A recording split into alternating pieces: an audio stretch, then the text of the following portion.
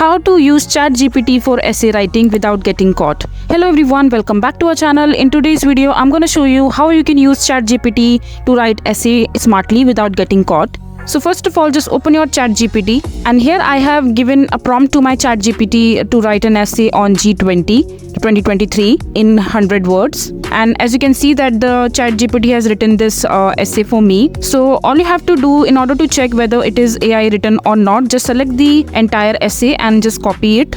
And after that, just go to this AI content detector. Just paste the essay that you have written from ChatGPT and click on analyze text. As you can see that the AI detector has detected that this content is not humanly generated. So all you have to do is just copy this content again and go to this paraphrasing tool called Quillboard and just paste your content right here, paste your essay right here and click on paraphrase.